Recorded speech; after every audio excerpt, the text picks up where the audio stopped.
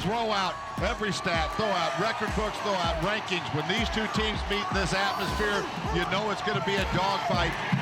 What is it like for you to be able to start your first Florida-Georgia game? Or how you would probably say it now, Georgia-Florida game?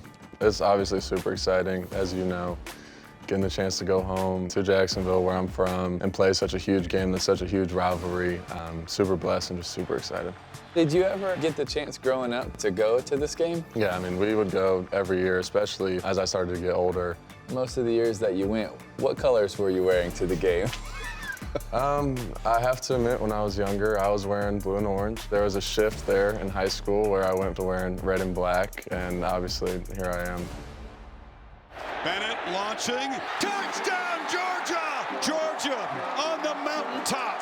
You being so gifted, so highly sought after, that when the portal opened, why was it so important for you to stay and wait till you got your opportunity?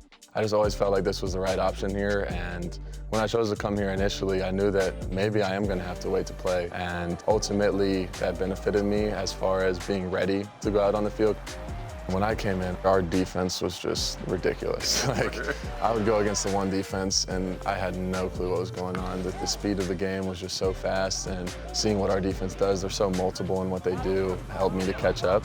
So now, seeing different defenses, seeing different looks that people are trying to do, I think that would be the biggest area I improved on. Carson, one of the things that I love about your game is how easy you make throwing the ball down the field look. Talk to me a little bit about your footwork and how you barely stride, you barely step, and yet that thing's humming. Most of the power and energy is coming from the ground, and I feel like that's why it looks so effortless. I try to be like 60-40-ish to the back foot, of course. Like inside of like the feet, if that makes sense. So like not on the outside, but the inside. And then first thing is like just straight hip. So like it's almost like a counter rotation, if that makes sense. Hip and shoulder separation. Yep, so shoulders here, hips there, and then the arm the arm path just follows. What a ball by Carson Beck. Just floated it in there. One of the throws that I loved this year was a first drive against Kentucky. Y'all have a crossing route. You throw a dime with anticipation and velocity, and the corners collapse and safety's coming down in between all three. I felt like after that, in that game, you were on a roll. Do you feel like the more that you've played, you've continued to build your confidence, or you just needed to find a little bit more of that rhythm?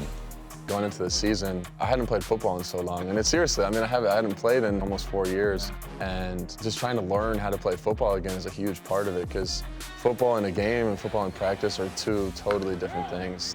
But I think also finding that rhythm and obviously having guys make plays around me make my job a lot easier.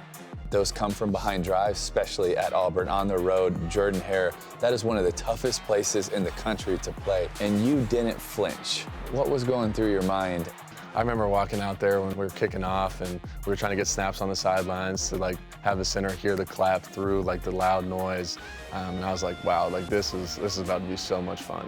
Carson throws, there's Bowers, angled to the pylon, touchdown! In those big time moments, pressure moments, it's like, just go have fun and whatever happens, happens.